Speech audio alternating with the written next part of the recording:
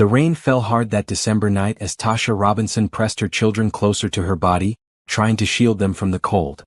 Her daughter Amara shivered in a coat so thin you could see through it in places, while little Jordan coughed into her shoulder. They sat beneath the awning of the Grand Meridian Hotel, watching wealthy people walk past without a glance. Inside that hotel, Nathan Pierce was about to make a decision that would destroy his carefully built walls. He'd spent 10 years believing the worst about people. 10 years convinced that everyone had a price, that kindness was just a mask people wore until they got what they wanted. His own family had taught him that. His ex-wife had taught him that. The business partners who tried to steal from him had taught him that. So when he walked out of that hotel and saw Tasha and her children, something dark stirred in his chest. Not pity. Not compassion. Curiosity. He wanted to prove his theory. He wanted evidence that people, given the chance, would always choose themselves. What he didn't know was that this homeless mother would spend the next 24 hours destroying everything he thought he knew about human nature. She would make choices so pure, so selfless, that she would bring a billionaire to his knees in tears. But the real shock wouldn't come from what she bought. It would come from what happened after, when the truth came out, when hearts broke and mended, and when love proved to be the most powerful force of all. This is the story of a credit card, a test, and two people who found each other in the most unexpected way. If you believe in second chances and the power of kindness, subscribe to hear more stories like this. Comment below what you would do with unlimited money for 24 hours. Your answer might surprise you. Tasha Robinson had been homeless for 8 months. Not the kind of homeless you see in movies where people gave up on life. The kind where you worked 2 jobs, saved every penny, and still couldn't afford the rent in a city that kept getting more expensive. The kind where your husband died in a car accident and the medical bills ate everything you'd saved. The kind where you fought every single day to keep your children safe, fed, and hopeful. Tonight, she'd lost the battle against hope. Amara's cough had gotten worse, and Tasha had spent her last $20 on cold medicine that barely helped. Jordan kept asking when they could go home, and she didn't have the heart to tell him they didn't have one anymore. The Grand Meridian Hotel had a wide awning that kept the rain off.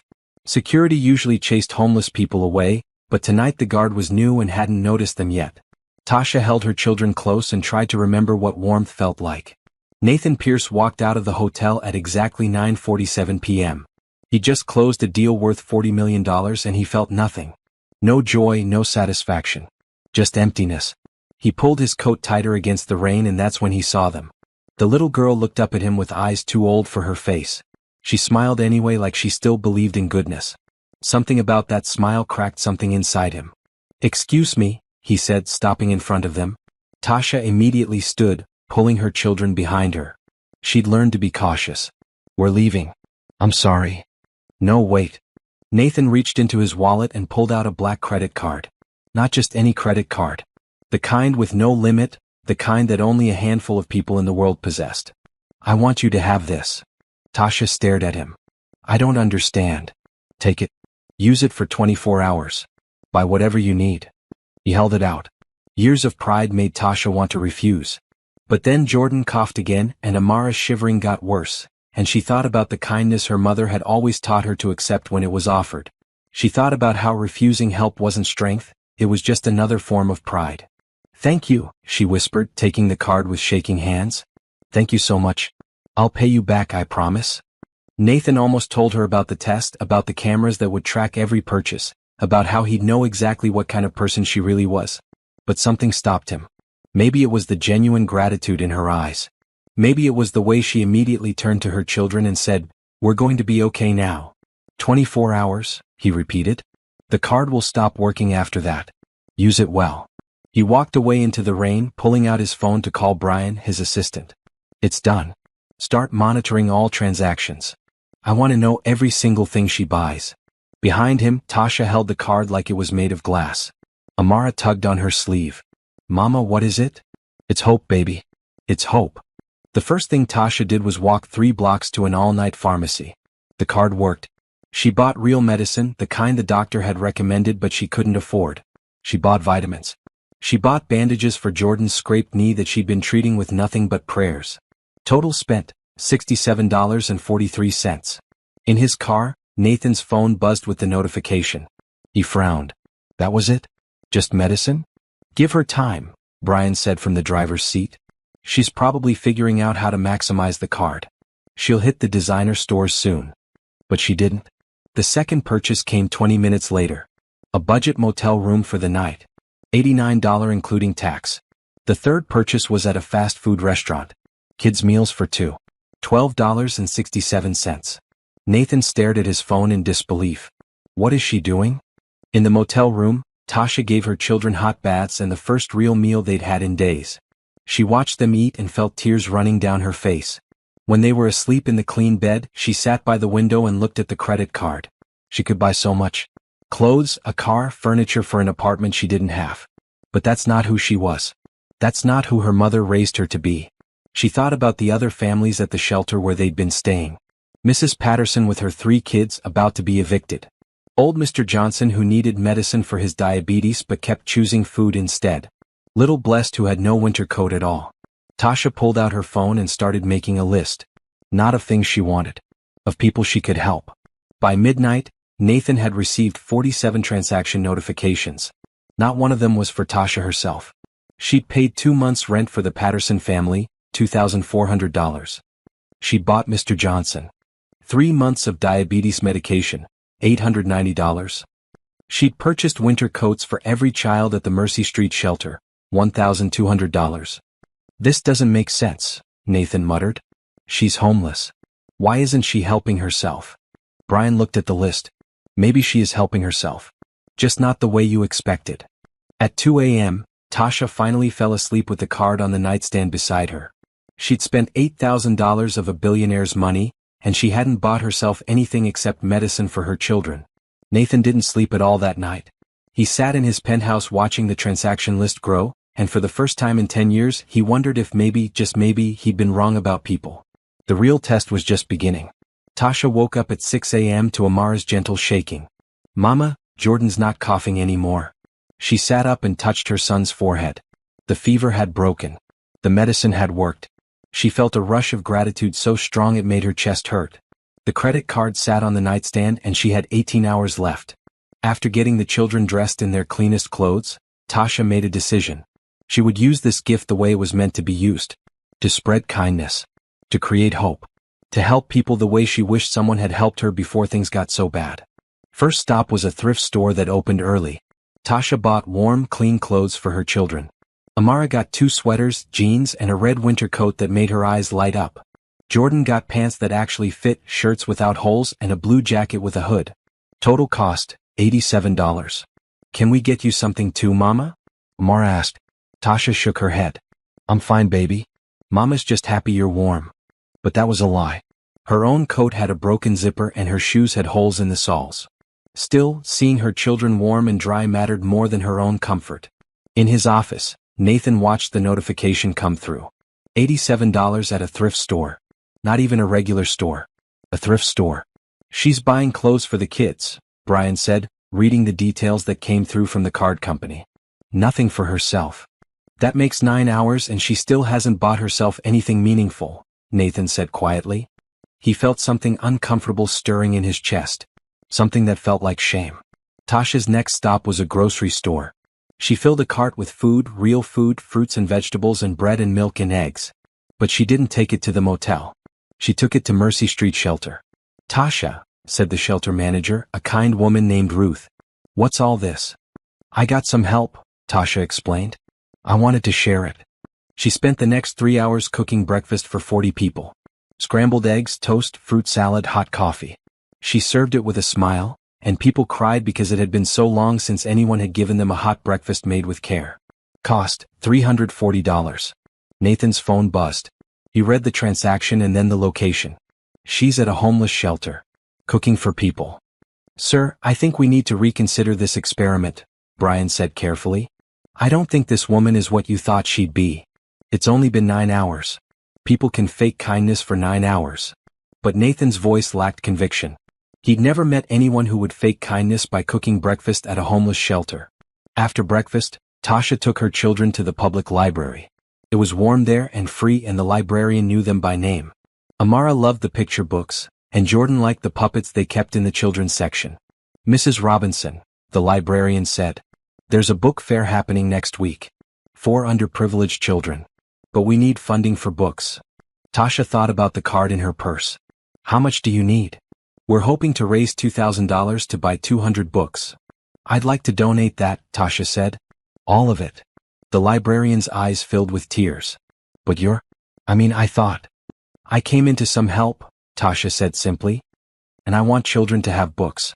Books gave me hope when I had nothing else. She paid for the books right there. $2,000 that would give 200 children the joy of owning their first book. Nathan saw the transaction and had to sit down. His throat felt tight.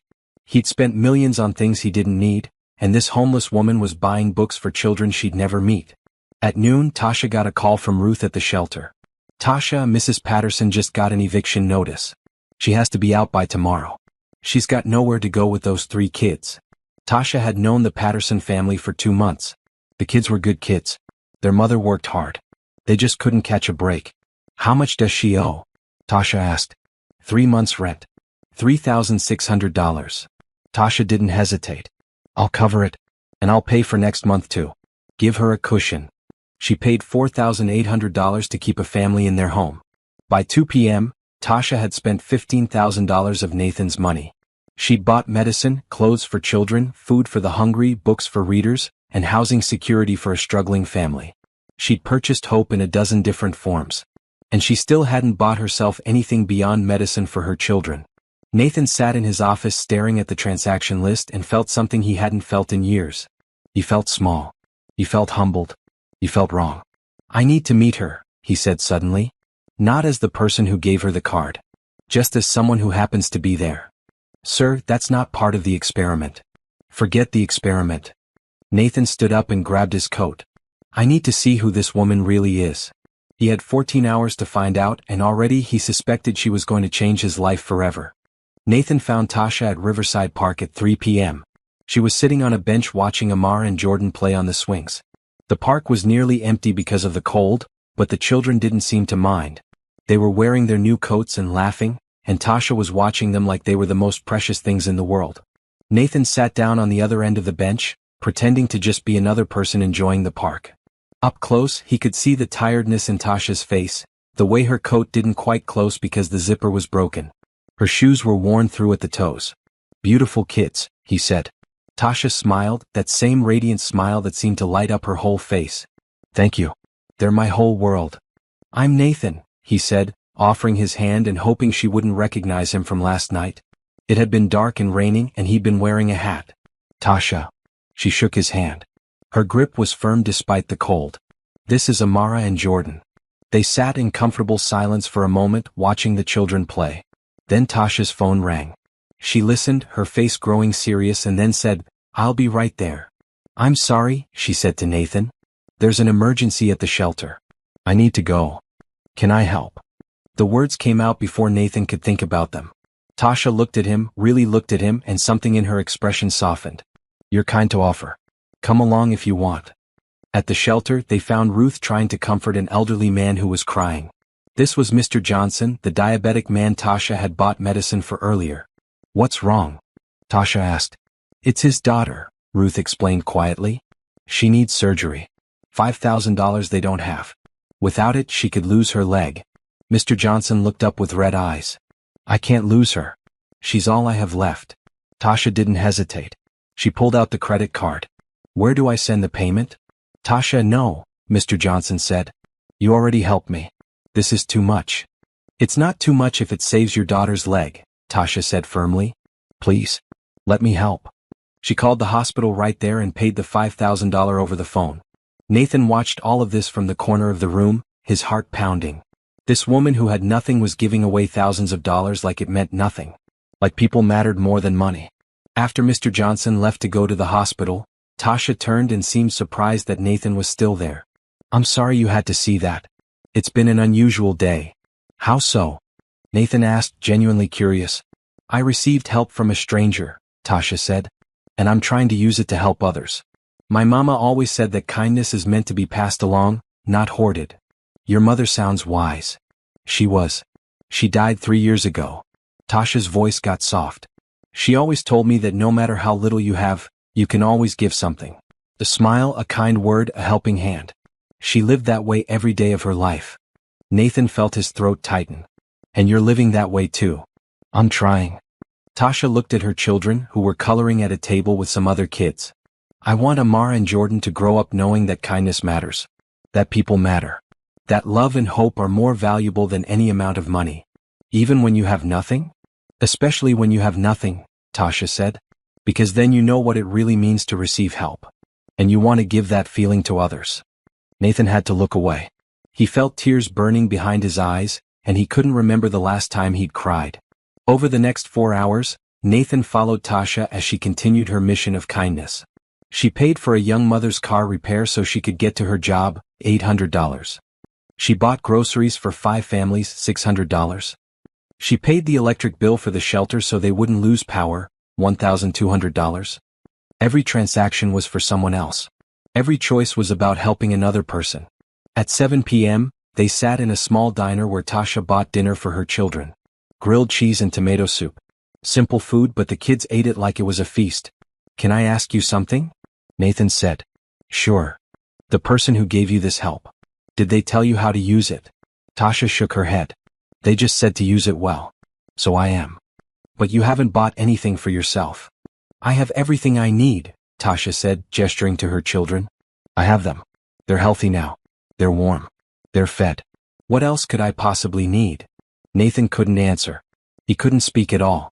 Because he was starting to understand that this woman had more wealth than he'd ever possessed. She was rich in the ways that mattered.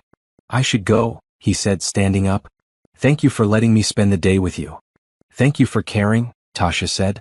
In a world that can be so cold, people who care are precious. Nathan walked out into the night and called Brian. How much has she spent? $28,000. All of it on other people. Sir, I've been tracking the impact. The family she's helping, the lives she's changing. It's incredible. End the experiment, Nathan said. Sir? End it? This isn't an experiment anymore. This is just a good person doing good things. I don't need to test her. I need to learn from her. He hung up and stood in the cold night air, watching through the diner window as Tasha helped Jordan wipe soup from his chin. She was smiling. Even with nothing, she was smiling. And Nathan realized something that shook him to his core. He'd spent 10 years building walls to protect himself from people who might hurt him. But in doing so, he'd locked out every good person too. He'd locked out people like Tasha. He'd locked out love. The next 12 hours would test everything he thought he knew. And by the time the card expired, Nathan Pierce would be a completely different man. Nathan couldn't stay away. He told himself he was just monitoring the experiment, making sure everything was going according to plan. But deep down he knew the truth. He was drawn to Tasha in a way he couldn't explain. Her kindness, her strength, her unwavering belief in the goodness of people. It was like seeing sunlight after years in darkness. The next morning he found her at the Mercy Street shelter again.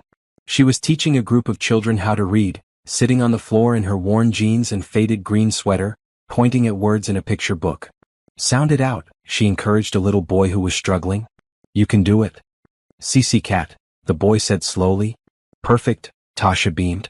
You're so smart. The boy's face lit up like she'd given him the world. Maybe she had. Nathan watched from the doorway, something warm and unfamiliar spreading through his chest. When was the last time he'd encouraged someone? When was the last time he'd made someone feel valued just for trying? When the reading session ended, Tasha noticed him. Nathan. You came back. I was in the neighborhood, he lied. She smiled like she knew better. Want to help me with something? Always. They spent the morning shopping for the shelter. Tasha bought new bedding for all 20 beds, $600. She bought toys for the children's playroom, $400. She bought cleaning supplies and toilet paper and shampoo, all the basic things that shelters always needed but never had enough of, $300. How do you know what they need? Nathan asked as they loaded boxes into a taxi. I lived here for 3 months, Tasha said simply. I know exactly what we need because I needed it too. At the shelter they unloaded everything together. Nathan found himself working alongside Tasha, carrying boxes, organizing supplies, talking to the people who lived there. He learned their names. He heard their stories. Each one was different, but they all had one thing in common. They were human beings who'd hit hard times and needed help. Just like Tasha. Tell me about your husband, Nathan said later as they sat in the shelter's small kitchen drinking coffee. Tasha's eyes went distant. Thomas. He was a good man. Worked construction. We were saving to buy a house. She touched the simple gold band she still wore on her finger. Then a drunk driver ran a red light. Thomas died on impact. I was left with medical bills from trying to save him and 2 small children to raise alone. I'm sorry. Me too. Tasha's smile was sad but genuine. But I have to believe he'd be proud of how I'm raising our babies. I have to believe there's a purpose to all this struggle. You really believe that? That there's purpose in suffering? I have to, Tasha said. Otherwise, what's the point of going on? I choose to believe that hardship teaches us compassion. That struggle teaches us strength. That losing everything teaches us what really matters. Nathan thought about his own life. His wealth, his power, his success. Had any of it taught him compassion? Had any of it made him strong in the ways that mattered? What would you do if you had everything? He asked. If you never had to worry about money again? Tasha didn't hesitate. I'd go to nursing school. I've always wanted to be a nurse. To help people who are sick or hurting. To make a difference. Why don't you? She laughed, but it wasn't bitter. Just realistic. Nursing school costs money. I can barely afford food right now. Dreams are for people with stable ground under their feet. Nathan wanted to tell her right then who he was. He wanted to offer to pay for her schooling, to set her up in an apartment, to make all her dreams come true. But something held him back. He wanted her to know him as just Nathan, not as Nathan Pierce, billionaire CEO. He wanted whatever was growing between them to be real. That afternoon, Tasha got a call from a woman named Teresa who ran a women's shelter across town. Tasha, I heard what you've been doing. Paying people's rent, buying supplies. I hate to ask, but we have 6 women here fleeing domestic violence. We need safety items. Locks for the doors, security cameras, pepper spray. Tasha's face went hard. How much? We need $3,000 for everything. You'll have it within the hour. She paid for all of it. Security for women who'd already been hurt too much. Safety for those who desperately needed it. Nathan watched her make the payment and felt something crack wide open inside him. This woman who had nothing was creating safety for others. She was building hope. She was changing lives. And she was changing him. By evening, Tasha had spent $38,000. She'd helped 47 people. She'd changed 47 lives. And she'd done it all without buying herself a single thing beyond medicine for her children and one night in a motel. 6 hours left, she said, checking her phone. I need to make them count. What else could you possibly do? Nathan asked. Tasha pulled out a list she'd been keeping. There's Mrs. Chin at the shelter who needs glasses so she can work. That's $400. There's a teenage boy who wants to go to trade school but can't afford the tools. That's $800. There's a family whose car broke down and they'll lose their jobs without it. That's $1,200. She went down the list, one person at a time, one need at a time. Nathan followed her all over the city, watching her transform lives with simple acts of provision and care. At a small optometry shop, Mrs. Chin tried on her new glasses and burst into tears. I can see, she kept saying. I can see clearly. At a hardware store, the teenage boy named Marcus clutched his new tool set and promised to make something of himself. I'll pay this forward, he said. I swear I will. At a mechanic's shop, a tired father hugged Tasha when his car was fixed. You saved my family, he said. You saved us. Each time Tasha just smiled and said, someone helped me. I'm helping you. That's how it works. Nathan realized he was watching a masterclass in humanity. This was what it meant to truly live. To truly love. To truly matter. As the sun set on day 2, Nathan knew he was falling for this woman. Not because she was beautiful, though she was. Not because she was grateful for his help, though she had been. But because she was good. Purely, completely, radiantly good. And he had to tell her the truth. He had to confess that he was the one who'd given her the card, that it had been a test, that he'd doubted her from the start. He just hoped she could forgive him. With 3 hours left on the card, Tasha took her children to Riverside Park again. It was late afternoon, and the winter sun cast long shadows across the playground. Amara and Jordan ran to the swings, their laughter echoing in the cold air.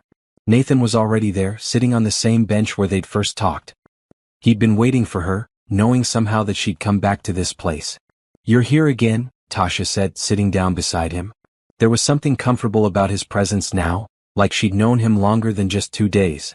I like this park, Nathan said. It's peaceful. They sat in silence for a moment, watching the children play. Then Tasha said something that made Nathan's heart stop. I know who you are. Nathan went cold. What? I saw your picture in the newspaper at the library this morning. Nathan Pierce, CEO of Pierce Industries.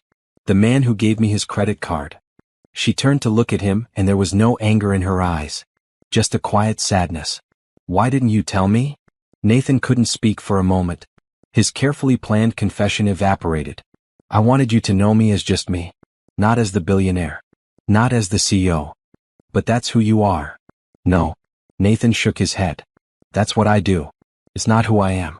At least, I don't want it to be all I am. Tasha was quiet for a long moment. Why did you give me the card? Really?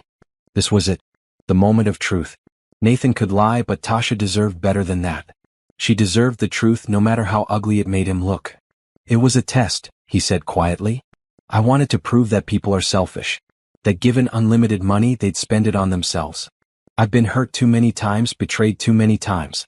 I built walls to protect myself, and I convinced myself that everyone was just waiting to take advantage. And what did you learn?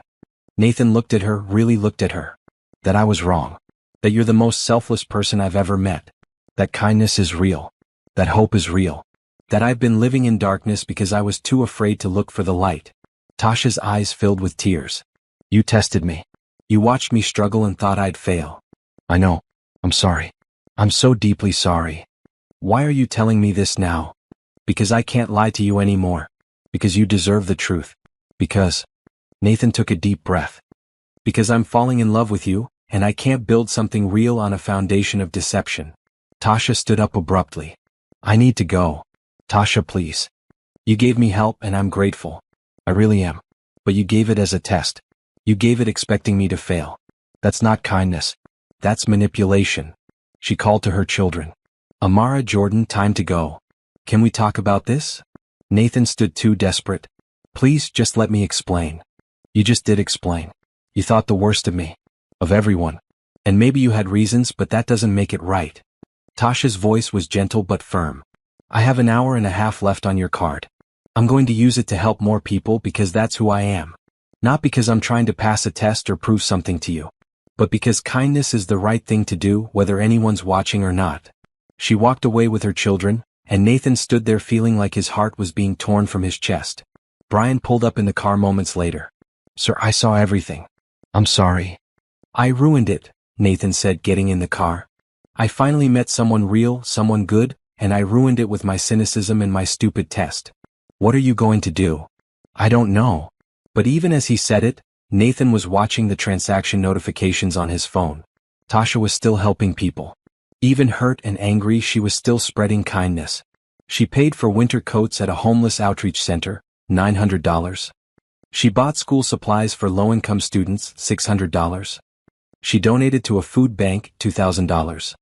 In the final 30 minutes, she did something that broke Nathan completely. She went to a hospital and asked to pay off the medical debt of random patients. The hospital staff was confused at first, but Tasha was insistent. Just find people who can't pay, who are drowning in bills, and pay them off. She spent the last $8,000 on the card paying the medical debts of strangers. People she'd never meet. People who would never know her name. She did it simply because it was the right thing to do. At exactly 11:59 p.m., 24 hours after Nathan had handed her the card, Tasha made one final transaction. She went to a flower shop and bought a single rose. She walked back to the Grand Meridian Hotel where they'd first met and left the rose on the sidewalk with a note. Nathan arrived just as she was walking away. He picked up the note and read it. Thank you for the test. I passed, but not for you. I passed for me because I know who I am. I know that kindness matters. I know that hope is real. I know that love is the answer always. I hope you find these things too. I hope you learn to trust again. I hope you let the walls down. Be well. Tasha. Nathan stood in the rain with the note in his hand and cried for the first time in 10 years. He cried for the walls he'd built. He cried for the goodness he'd doubted. He cried for the woman who'd taught him what it meant to be human. And he cried because he knew he had to make this right. Somehow he had to show Tasha that he could change. That he could be better. That he could be worthy of someone like her. The question was how. Nathan didn't sleep that night. He sat in his penthouse surrounded by luxury that suddenly felt hollow and meaningless. Every expensive painting, every designer piece of furniture, every symbol of his wealth felt like a mockery compared to what Tasha had done with $50,000. She changed lives. He'd just accumulated things. By morning he'd made a decision. He would apologize properly. Not with money or grand gestures, but with honesty and humility. He would show up as himself, flawed and wrong and sorry, and hope that she could see he was capable of change. He found her at the Mercy Street shelter at 8 a.m. She was serving breakfast again, laughing with the residents, her children helping carry plates. She looked tired but peaceful, like someone who'd done good work and could rest easy because of it. When she saw Nathan, her smile faded. But she didn't turn away. "Can we talk?" Nathan asked quietly. Tasha glanced at her children, who were happily eating with the other kids. 5 minutes. They stepped outside into the cold morning air. Nathan's hands were shaking, and it wasn't from the temperature. "I don't expect you to forgive me," he started. "I don't even expect you to listen. But I need to say this. I was wrong. Not just wrong about you, wrong about everything. I spent 10 years protecting myself from pain by assuming everyone would hurt me. I missed out on connection, on friendship, on love. I missed out on life." Tasha listened quietly, her arms crossed against the cold. "You showed me what it means to be truly rich," Nathan continued. "You have nothing but you gave everything. I have everything but I've given nothing. Nothing that matters anyway. Charity donations and foundation checks, sure. But not myself. Not my heart. Not my trust. Why are you telling me this? Because I want to change. Because you make me want to be better. Because when I'm with you, I feel like maybe I could be the kind of person who deserves someone like you in his life." Tasha's expression softened slightly. "Nathan, you don't need to deserve people. That's not how connection works. We're all just humans trying our best. We all fail. We all hurt each other. The question is whether we can learn and grow from it. Can you teach me how?" The words came out desperate, raw. "I don't know how to be open anymore. I don't know how to trust. But I want to learn." Tasha sighed and looked at the sky. It was gray and heavy with snow clouds. "I don't know if I can trust you. You tested me. You doubted me. That hurt." "I know. But," Tasha continued, "I also know that hurt people. And I know that everyone deserves a second chance. My faith teaches me that. My mama taught me that." She looked at him directly. "So I'll give you a chance. Not for romance. Not yet. Maybe never. But for friendship. For learning. For growth." Nathan felt hope bloom in his chest like the first flower of spring. "I'll take it. Whatever you're willing to give." "Good. Because I have a favor to ask." "Anything." "The shelter needs a new furnace. Winter's getting worse and the old one keeps breaking. It'll cost about $15,000 to replace." She met his eyes steadily. "I know you have the money. And I know that asking for help doesn't make me weak. It makes me wise." Nathan smiled. "Consider it done. And Tasha? Thank you for asking. Thank you for letting me help." Over the next few days, something unexpected happened. Nathan kept coming back to the shelter. Not because of Tasha, or at least not only because of her. But because he found purpose there. He found meaning. He fixed broken chairs.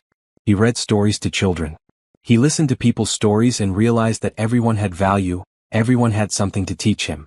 He met Ruth, the shelter manager, who showed him the books and taught him about the constant struggle to keep the place running. He met families who were working 3 jobs and still couldn't afford rent. He met children who dreamed big dreams despite their circumstances. And slowly, carefully, he got to know Tasha better. Not as the woman he'd tested, but as a friend. They had coffee together while the children played. They talked about their lives, their hopes, their fears. Nathan told her about his lonely childhood with parents who cared more about business than love. Tasha told him about growing up poor but happy, with a mother who taught her that joy wasn't found in possessions. "I want to do something," Nathan said one day. "Something bigger than just replacing a furnace. I want to create real change." "Like what?" "A foundation. Not just for tax write-offs or good PR. A real foundation that helps families like yours. Job training, affordable housing, childcare, education. Everything people need to get back on their feet." Tasha's eyes lit up. "That would be incredible. I want you to help me run it." She blinked. "What?" "You know what people need. You understand their struggles. You care in a way I'm still learning how to care. We could do this together." Nathan reached across the table and took her hand carefully, giving her every chance to pull away. "I know I don't deserve your partnership. But I'm asking anyway." Tasha looked at their joined hands. "I'd need to finish nursing school first. I can't give up that dream. What if the foundation paid for it? Not as charity. As an investment in our future director of family services." "You do that." "I'd do anything to have you in my life, Tasha. As a friend, as a colleague, as..." He stopped himself. "As whatever you're willing to be." Tasha was quiet for a long moment. Then she squeezed his hand. Okay, let's try this. Let's build something good together. Nathan felt tears sting his eyes. Thank you.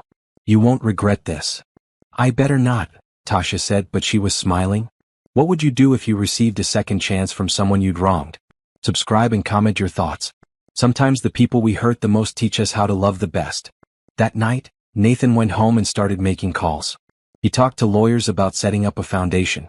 He talked to real estate agents about buying a building for a community center. He talked to educators about job training programs. And for the first time in 10 years he felt alive. He felt like he had a purpose beyond making money. He had a mission. And he had someone he wanted to share it with. But he knew that winning Tasha's trust would take time. It would take consistent action, not just words. It would take proving that he'd changed not just for her, but for himself. He was ready for that work. In fact, he was eager for it. Because Tasha Robinson had taught him the most important lesson of his life. That the richest people aren't the ones with the most money. They're the ones with the most love to give. 3 weeks passed and Nathan kept his word. He showed up at the shelter every day. He funded the new furnace and didn't make a big deal about it. He started planning the foundation in earnest, consulting with Tasha about every decision. More importantly, he was changing. Really changing. Brian noticed it first. Sir, you turned down the Fitzgerald deal. That would have made you $20 million. It would have put 200 people out of work, Nathan said. I'm not doing that anymore. Find me deals that create value, not just profit. His board of directors noticed too. At a quarterly meeting, one of them said, Nathan, you're different. Softer. Is everything all right? Everything's better than all right, Nathan replied. I'm finally learning what matters. But the person who noticed most was Tasha. She saw how Nathan listened to the shelter residents. How he treated everyone with dignity regardless of their circumstances. How he asked questions instead of making assumptions. One evening, after a long day of planning the foundation, they sat in a small coffee shop near the shelter. Snow was falling outside, soft and quiet. Tell me about your ex-wife, Tasha said suddenly. Nathan tensed. Why? Because I want to understand why you built those walls. I want to know what hurt you so badly. Nathan was quiet for a long moment. Her name was Caroline. We met in college. I thought she loved me, but it turned out she loved my potential. My money. When I made my first $1 million, she was happy. When I made my first $10 million, she was thrilled. But when I lost everything in a bad investment and we were back to square one, she left. I'm sorry. The worst part wasn't that she left. It was that she took everything. My confidence, my trust, my belief that anyone could love me for me. Nathan stared at his coffee. After that, I rebuilt my fortune. But I never rebuilt my heart. Until now. Tasha asked softly. Nathan looked at her. Until I met someone who showed me that good people exist. That love isn't transactional. That kindness is real. Tasha reached across the table and took his hand. I'm not perfect, Nathan. I have my own walls, my own fears. I'm scared of trusting someone and losing them like I lost Thomas. I'm scared of letting my children get attached to someone who might leave. I won't leave. You say that now. But life is unpredictable. People leave even when they don't mean to. Then let me prove it to you.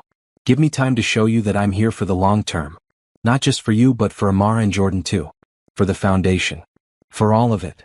Tasha's eyes filled with tears. Okay. But slow. We go slow. As slow as you need. That night, Nathan walked Tasha and her children back to the modest apartment he'd helped her rent. It was small but clean, and Tasha had made it a home with secondhand furniture and love. At the door, Amara hugged Nathan's leg. Will you read us a story? Nathan looked at Tasha, who nodded. One story. He read them a book about a caterpillar turning into a butterfly. About transformation and change and becoming something beautiful. When he finished, both children were asleep. You're good with them, Tasha whispered as they tiptoed out of the bedroom. They're easy to love. So is their mother.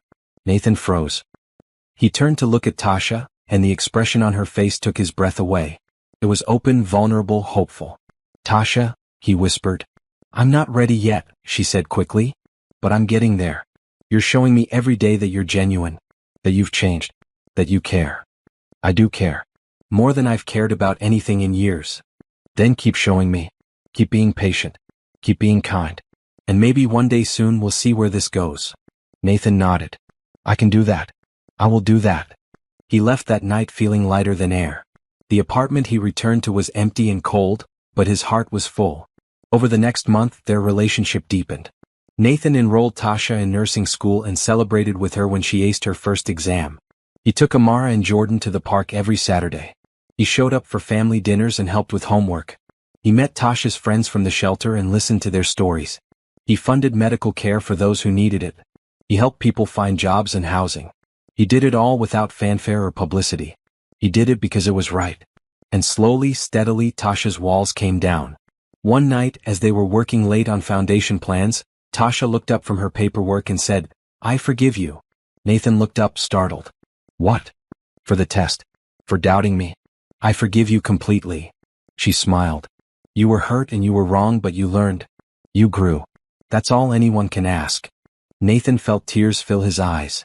"Thank you. That means everything to me." "You're welcome." Tasha stood and walked around the desk. She took Nathan's hands and pulled him to his feet. "And I want you to know something else.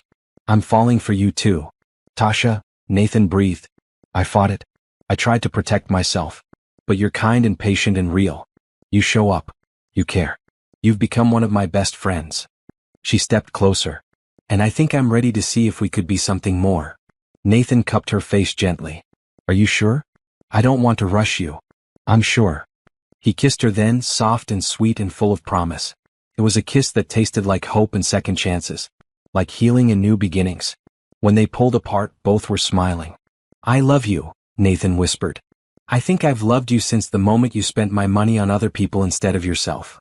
"I love you too," Tasha said. "I think I've loved you since the moment you showed up at the shelter wanting to learn how to care." They held each other in the quiet office, snow falling outside the window, and both knew that something beautiful was beginning. But they also knew that love wasn't easy, that challenges would come, that the road ahead would test them. They just didn't know how soon that test would arrive. The Pierce Foundation launched 3 months later. It was housed in a renovated community center in the heart of the city, complete with job training classrooms, childcare facilities, a medical clinic, and temporary housing for families in crisis. Nathan stood at the ribbon-cutting ceremony, but he insisted that Tasha make the speech. "This foundation exists because one person believed that kindness matters," Tasha said to the crowd of reporters and community members. "It exists because someone learned that wealth isn't measured in dollars but in lives changed. We're here to help families find stable ground. To provide not just charity but opportunity. To restore dignity and hope." The crowd applauded, and Nathan watched Tasha with such love and pride that several reporters commented on it later. The photos of them together made it clear this was more than a business partnership. After the ceremony, as they toured the facilities, Amara and Jordan ran ahead exploring the children's area. Nathan caught Tasha's hand. "Happy?" he asked. "So happy I could burst," Tasha admitted. "A year ago I was homeless. Now I'm running a foundation, going to nursing school, and in love with an incredible man. It doesn't feel real." "It's real. I promise you it's real." They'd been dating for 2 months now, taking things slow just as Tasha had asked. Nathan had been patient and respectful, never pushing for more than she was ready to give. He'd met her extended family and won them over with his genuine kindness. He'd become a father figure to Amara and Jordan, attending school events and bedtime routines. Life was good. Better than good. It was beautiful. But Nathan's business world didn't approve. At a board meeting the following week, his directors confronted him. The lead director, a stern man named Richard Blackwell, spoke first. "Nathan, we need to discuss your relationship with Miss Robinson." Nathan's jaw tightened. "My personal life isn't board business. It is when it affects the company's image and your focus.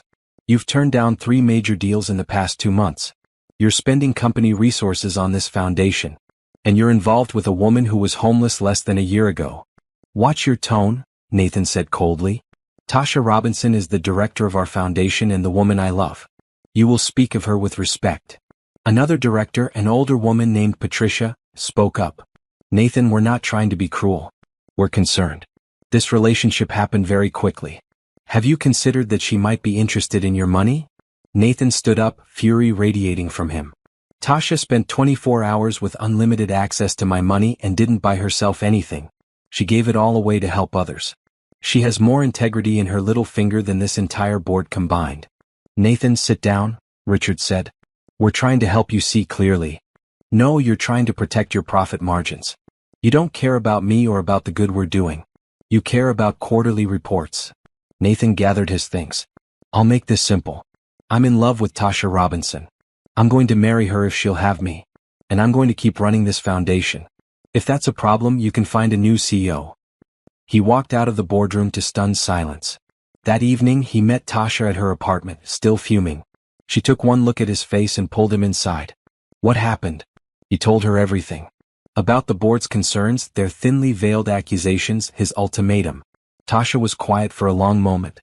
Maybe they're right to be concerned. What? No. Tasha, don't listen to them. Not about me being interested in your money. About this happening fast. About you making big decisions based on emotion. She took his hands. Nathan, I love you. But I don't want to be the reason you lose your company. You're not. They're being ridiculous. Are they? You've changed your entire business model in 4 months. You've started a foundation that doesn't turn a profit. You're dating someone from a completely different world. Tasha's voice was gentle but firm. I don't regret any of it. But I understand why they're worried. Nathan pulled her close. I don't care what they think. I care about you. About us. About the life we're building. I care about that too. But I also care about you being happy in all aspects of your life.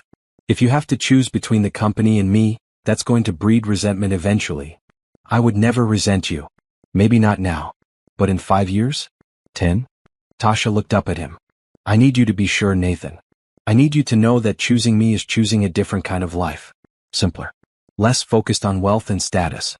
More focused on family and purpose. That's exactly the life I want. Then prove it to the board. Show them you can balance both. That loving me doesn't mean abandoning your responsibilities. Nathan kissed her forehead. When did you get so wise? I've always been wise. You're just finally listening. Over the next month, Nathan worked to find a balance. He approved profitable deals that didn't harm workers. He brought the board in on foundation decisions. He showed them the positive press and community goodwill the foundation was generating. Slowly, most of them came around. They saw that Nathan was still capable, still driven, just driven by different things now. But Richard Blackwell and 2 other directors remained opposed. They started making moves behind Nathan's scenes, talking to shareholders, planting doubts. One night, Richard called Nathan directly. I'm giving you one last chance. End this relationship with the Robinson woman, refocus on profit, and we'll forget this whole mess. And if I don't? Then we'll call a vote of no confidence. We have the shares to remove you as CEO. Nathan felt ice in his veins. You'd really do that? For the good of the company, yes. Nathan hung up and sat in the darkness of his penthouse. He built this company from nothing. It was his legacy, his life's work. Losing it would mean losing everything he'd accomplished. But keeping it would mean losing Tasha. There was no choice at all. He called Tasha. Can I come over? I need to talk to you. 30 minutes later, he sat in her small living room while she made tea. The children were asleep, and the apartment was quiet and peaceful. The board is going to vote me out, he said. Unless I choose the company over you. Tasha's hand shook as she poured the tea. Oh. I'm choosing you. She looked up sharply. Nathan, no. You can't throw away everything you've built. It's not throwing it away. It's choosing what matters. Nathan took the teacup from her trembling hands and set it down. Tasha, I spent 10 years building an empire and being miserable. I've spent 4 months building a life with you and being happy. That's an easy choice. But your company, your legacy. My legacy will be the foundation. The families we help. The love we share. He got down on one knee and Tasha gasped. It'll be you if you'll have me. Tasha Robinson, will you marry me? Tasha's eyes filled with tears.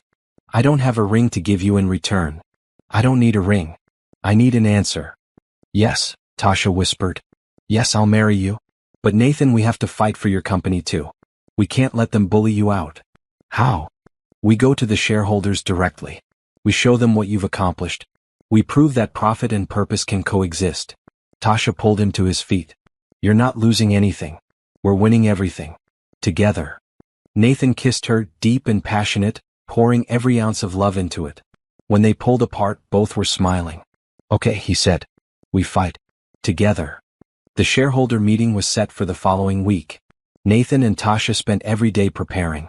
They compiled data on the foundation's impact, the positive press coverage, the improved company morale. They prepared a presentation that would show how Nathan's new approach was actually good for business. The night before the meeting, Tasha's nursing school held an event showcasing student achievements. She'd been asked to speak about her journey from homelessness to education. I can't go, Nathan said. I need to prepare. You need to be there, Tasha corrected. My children will be there. My friends will be there. This is important to me. Nathan looked at the stacks of papers on his desk. Then he looked at Tasha's hopeful face. You're right. This is important. At the nursing school event, Nathan sat in the audience with Amara and Jordan on either side of him.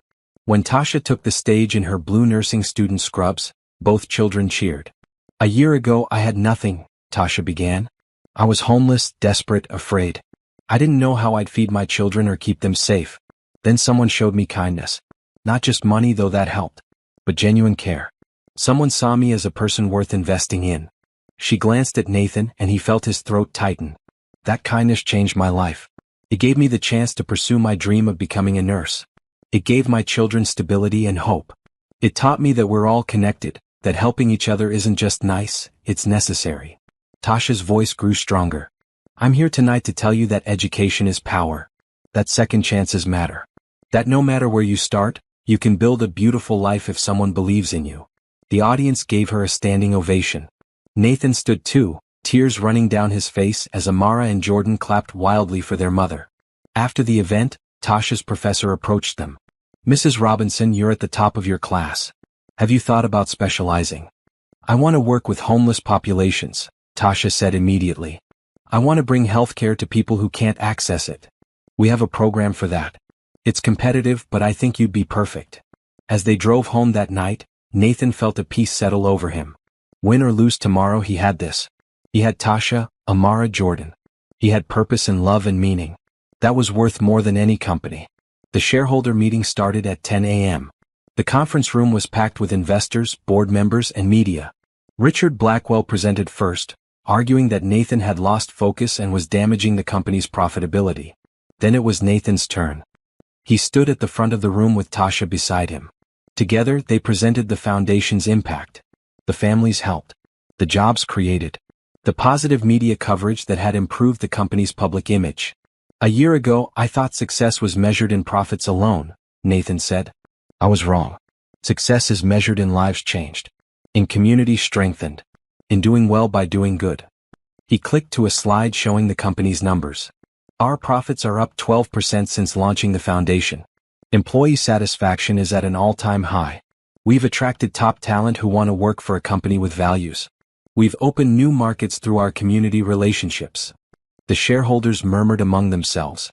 But more than that, Nathan continued, we've remembered why companies exist in the first place.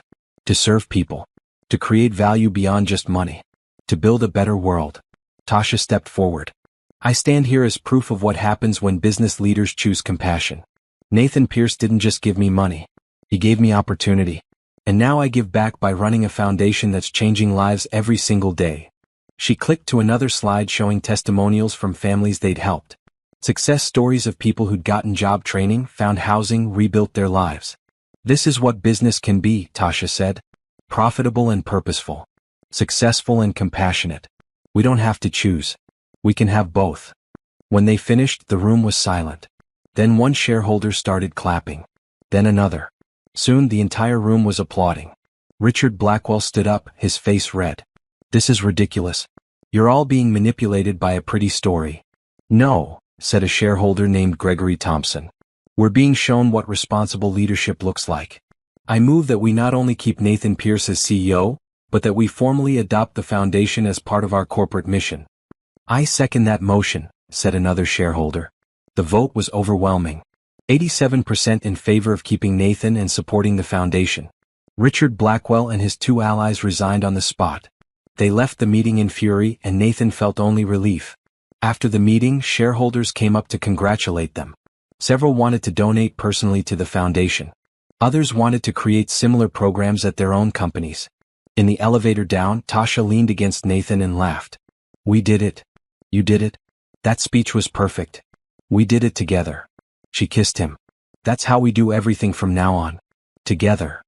That evening, Nathan took Tasha and her children to the park where they'd first really talked.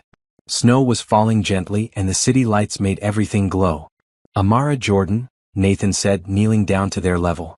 I have something important to ask you. Both children looked at him with wide eyes. I love your mother very much. And I love both of you. I'd like to marry your mom and become a family. But only if that's okay with you. Amara threw her arms around his neck. Yes. Can I call you Dad? Nathan felt tears spill over. I would love that more than anything. Jordan was more cautious. Will you leave like our first daddy did? Never, Nathan promised. I'm here forever. I promise. Jordan studied him for a long moment, then nodded. Okay. You can marry Mama. Tasha was crying openly now. Nathan stood and pulled her into his arms while the children hugged their legs. Let's go home, Nathan said. Where's home? Amara asked. Nathan looked at Tasha, then at the children, then at the city around them. Wherever we're all together. And for the first time in his life, Nathan Pierce truly understood what it meant to be rich. 1 year later, the sun shone bright on the community center where Nathan and Tasha had first launched the Pierce Foundation. Today it was decorated with flowers and white ribbons for a wedding. Tasha stood in a simple white dress, not expensive or designer, just beautiful. Amara and Jordan stood beside her in their finest clothes, beaming. In the audience sat everyone who mattered. Ruth from the shelter. The families they'd helped. Tasha's nursing school professors and classmates. Nathan's new board of directors. And in the front row, Mrs. Patterson and her children, Mr. Johnson and his daughter who still had her leg. All the people whose lives had been touched by one act of kindness. Nathan stood at the front, watching Tasha walk toward him, and he couldn't stop smiling.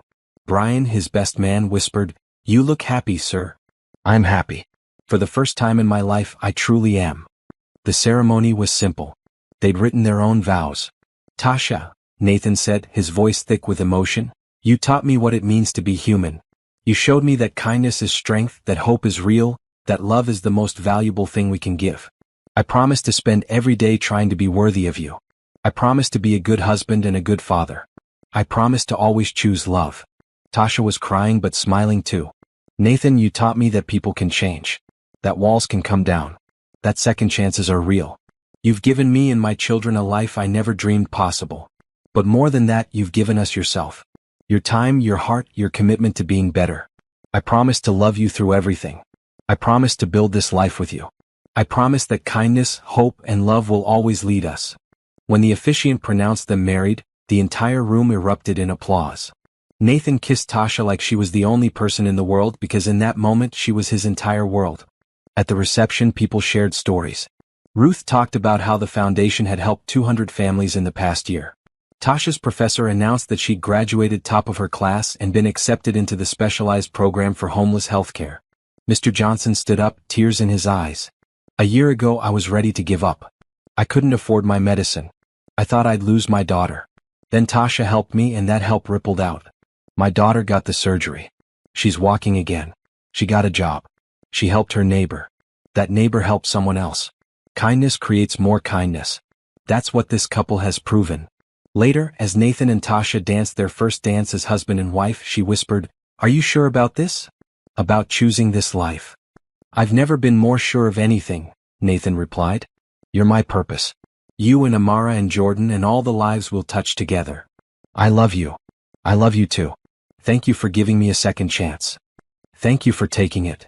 They danced surrounded by love, by community, by hope. And when the song ended, Amara and Jordan ran onto the dance floor to join them.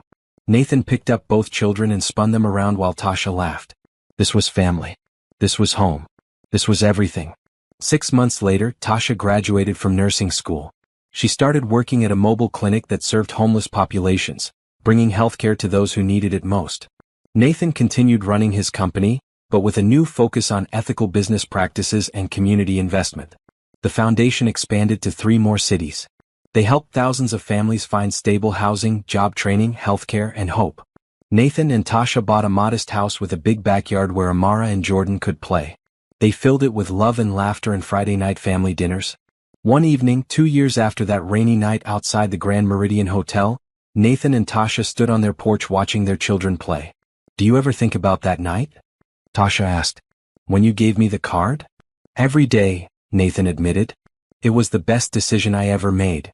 Even though it started as a test? Especially because it started as a test. Because you didn't just pass the test, you changed the entire exam. You showed me what really matters." Tasha leaned her head on his shoulder. "I'm glad you gave me that card. But I'm more glad you gave me your heart. It was always yours.